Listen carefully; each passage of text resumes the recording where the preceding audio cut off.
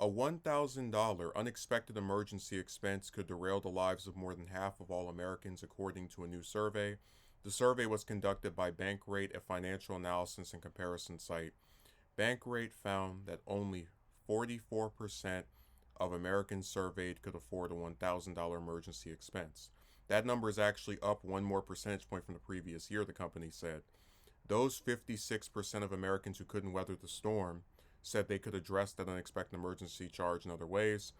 Most, 21%, said they would use a credit card, 10% would borrow from loved ones, and 4% would take out a personal loan. Only 16% said they would reduce their spending to address an unexpected emergency expense, Bankrate said. Mark Hamrick, senior economic analyst for the site, said many Americans continue to walk on thin ice when it comes to emergency expenses. Also discussed was the ever-present topic of inflation and rising prices.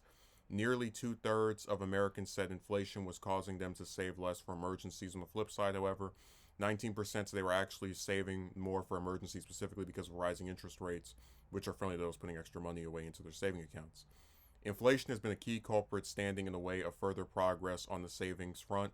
Fortunately, rising interest rates have also provided more generous returns on savings. And if inflation or an unexpected emergency isn't scary enough, the prospect of losing one's job is also causing stress for many Americans. If they were to suddenly lose their jobs, two-thirds of those surveyed said they would be worried about how they'd be able to cover immediate living expenses for just the next month. Within that figure, 42% said they were very worried. Hamrick said that despite these fears and stressors, there is room for optimism. We indeed dodged the proverbial bullet at an often predicted recession, did not materialize during the last couple of years, he said. The still robust job market continues to provide the foundation for the opportunity to save, bolstered by some of the best returns on savings in years. Now it's time to prepare for the unexpected by prioritizing emergency savings. Bankrate said the national survey was conducted using a mixture of online and phone number responses with more than 1,000 adults interviewed. This is actually something that has been mentioned in the past by other news sources, but never really. I didn't have a specific number to put to it. I would always just say most Americans can't afford $1,000 emergency. And I feel like that has a lot to do with a number of factors. And I always try to explain when you're talking about economics, when it comes to just regular people, there are often factors that are not discussed. And really, the fact that this story is something that I even feel like so compelled to report is because it is under discussed by the people who should be talking about it. CNN and Fox News and MSNBC and the rest of these mainstream news sources, if they were actually worth anything, would be playing this topic and this story day and night, interviewing people off the streets from all 50 states, because it's that big of a story that over half of the country, if you told them tomorrow, oh, there's this emergency, you need $1,000, they would pull out their Hoover flag because they don't have the savings to be able to actually afford this, or they would get themselves in debt by taking out a loan or using a credit card, or trying to borrow some money from a loved one. And a lot of us don't even have loved ones anymore, but I digress.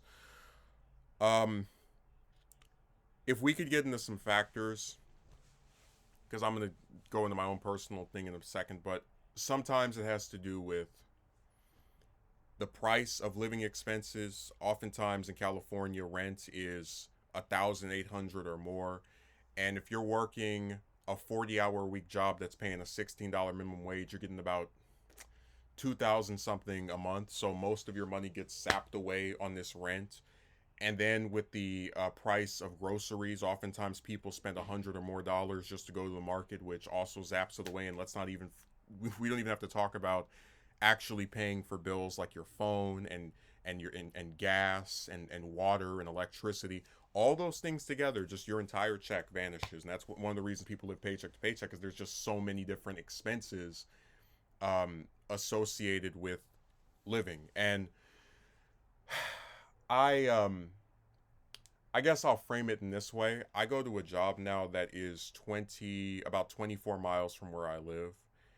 Gas prices range from $3 to $5, and I typically get about 4 days of work each week. So this is probably like $400, $500 that I make each week. If I only had to pay for gas and food a month That's about $400 because food is like 60 a week, so like 200 a month, and then gas is anywhere between 150 to almost 300 a month. So this would be a solid half a thousand right there, which is not a tiny bit of money, but if you're looking at making about close to 2,000 a month, it is only about a third of your income. But then when you factor in a person who says, give me 300 every month, including before when you weren't working, then suddenly your ability to save is like almost completely squandered and destroyed, because they're at the same time as they're not assisting you with taking care of these basic utilities, they're also trying to squeeze something out of you, and they don't care how many unforeseen emergencies come up for you. Oh, your car isn't running well and you can't get to work and you need to pay probably I actually have to pay $1,000 like 2 months ago to get the parts and to just have these people put them in after running a diagnostic check, and they didn't care, still charged me 300. So that was one of the reasons why last year I just got out of here when they tried to do the 500 a month thing, because I said, even if I can pay that in July, and this goes back to what the article said about people who are able to, like, within a month they would be able to afford their basic living expenses. um, I said, even if I were able to afford that half a thousand in the first month they want to do this was May, by October, November, December, I'd be wiped out. Because remember that you're talking about a bill that's on top of other expenses that you have to pay for yourself. So it's not like, oh, you pay this and then that's like the one thing. No, that's added on to whatever other stuff you also have to fend for yourself in relation to. Um, God, where do we even? I mean, it's nearly two-thirds of Americans said inflation was causing them to save less for emergencies, and I absolutely believe that, because just to go to the grocery store and pick up the little bit of stuff I get, it still is around 60 a week. Um, and again, just if you want to go to your job, it's like $30 to $40, if not even more, for gas. And of course, somebody could say, "Oh well, if you stop working the job, then you won't have to pay as much gas." But even that is still dubious, because there are other things I do related to the various other people in my life where they're like, oh, drive me here, drive me there. And oftentimes those drives are 20, 30 miles as well. So really the only thing you benefit from not working the job is having less money, which is still going to screw you over in the long run. So it's really just pick your poison. Like there's no way to just have complete gains. It's always some minus at the end of it. Um God, it's just, like I said, in trying to close this, I think it's a fact. The main factors here are expenses that people pay because of their utilities, like housing or food or gas, and a lot of people are living alone now, and a lot of people that live with someone else are oftentimes not actually cutting it in half, and one person pays this amount, the other person pays that amount. Many of these jobs are not giving people full shifts. As I've mentioned before, I've thought it was so crazy how oftentimes people I know who are able to actually afford to live by themselves end up having to get 2 or 3 jobs. They work one place Monday, Wednesday to Friday, and then the other place Tuesday, Thursday, Saturday, or Sunday. Um, Not out of a desire to just say, oh, I have 2 jobs, but because oftentimes the one job that they had just isn't paying enough. Like I could decide tomorrow, hey, that 400 someone making each week, not enough, so I need to get a second one. And I have actually considered that, and at one point tried to maintain the second one, for the second one was trying to barely give me any hours and provide all types of scheduling conflicts. But my point I'm making is it's a variety of factors. It's not just people are stupid and they're going and buying all of this dumb stuff. And that's always what I've thought was so funny, how you have these commentators when they do their anti-immigration rhetoric, when they do their just any type of like, stuff of that nature. It's always couched in this idea that they're looking out for Americans, right? But in spite of the fact that most Americans, as these polls have shown, live paycheck to paycheck, can't afford $1,000 emergency. You either won't see them address this at all, or if they do address it, they use it for a political agenda. Um, and it drives me nuts because there are so many external factors that both sides should be working together to solve, to fix. To hell with trying to pin this on the president. Go after the the governors of these various states. Go after the city council. I mean, there are so many people who could actually be doing something to raise awareness of this fact and address this fact, and they're just not interested. Like, I know I offered myself up as an anecdotal tale, but I went 11 months without having a job, just living off of my savings I had previously, with almost no support, no help, and any of the support was like superfluous. Like, oh, this person lets you live at their house, and that's their support. It's like, yeah, but they still won't assist you with basic utilities like food or gas. Um, but the point I'm making is something like a jobs program where there's no discrimination based off of where you live, what your criminal record was, the last time you had a position, how long you worked at that position, why you were or weren't at the position anymore. Having a federal jobs program would have benefited me immensely. I certainly wouldn't have gone almost an entire year without being employed. Uh, because there was very little time, roughly about, I'd say 3 months of just not having a position where I wasn't actively and aggressively looking for one, to where by the time I finally got hired by a place that was over 20 miles away from where I live, I took it out of just sheer desperation because nowhere else was willing to both hire me and give me a decent amount of hours. So I just think it's something that there's a lot of factors for. It's a topic that is nuanced, that does deserve conversations that are probably hours long. And like I said, cable media never talks about these stories. Last year, I did the 63% of Americans live paycheck to paycheck. And you ask yourself, how is it that you have a country, one of the richest countries in the world, and most of the people who live in it are poor? Like, most of us are either homeless or a few paychecks away from sleeping on the street. And there's almost nothing from the media about it. And the only time you hear any of these conservative commentators mentioning this stuff is when they want to use it as political ammunition to bash their opponents.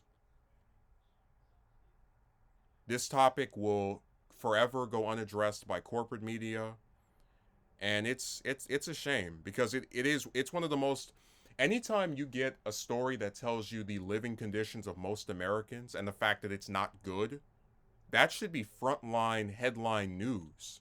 Like I said earlier, they should be playing this story all day long, interviewing people, trying to sample of like, hey, so how did you end up like this? Hey, how much do you get paid? How often do you actually feel like you're not going to make it? Because from the end of last year, and especially over the course of the last several months, have at various times felt like giving up and, okay, I guess I'll go be homeless again, so I don't have to pay this, that, because it just was too much damn money. And I'm not like a lot of other people where I have been on the streets before, so I'm not against going back to it if things get that bad. Like, I will just pull the umbilical cord and say, okay, if I'm not seeing any upward mobility, then we're done with this. But a lot of other people, not because they're cowardly or anything, but they'll put up with the whole getting $900 and then spending $850 saga for years just to have somewhere to stay at night. And that's why I had this one guy bragging about, oh, we make 30, 40K a year. That doesn't mean anything. When you make that much money, but then you have to spend 98% of it or 90% of it on basic living expenses, you're not going anywhere. I mean, if I were to, for example, make 100,000 a year, but then my rent for the entire year altogether is like 90,000, and then just for me to eat each month, it's like $500 or 300. Just to drive, it's like an extra 100, 200. You know, that 100,000 doesn't mean anything because I'm not seeing any upward mobility. I'm going to just keep being in this pond of taking one step forward, one step back, one step forward, one step back. And I just can't live like that. I've had the misfortune of having to live like that for this past year, but trust me, if things stay this way for a protracted amount of time, I'm going to do something to cause it to stop and be over.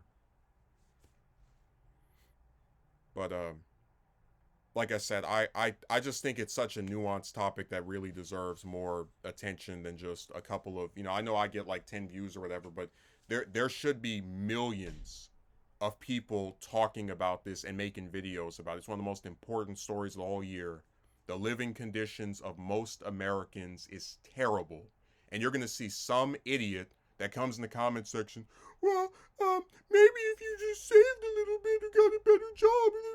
It's because empathy is a thing that doesn't exist anymore. It's always the person who's going through its fault. And sometimes that is the case, but the thing about emergencies is that oftentimes you can't predict them. Like, hey, I was driving yesterday and then, all of a sudden my car crashed into or got hit in the back by some other person. It's $1,000 to fix it. Well, I don't have it. It's like, how was I supposed to know with my crystal ball that I was going to get hit? It's just that's why I said I wish Americans actually cared about each other. The U.S. would be a much better place instead of the world's leading disgrace.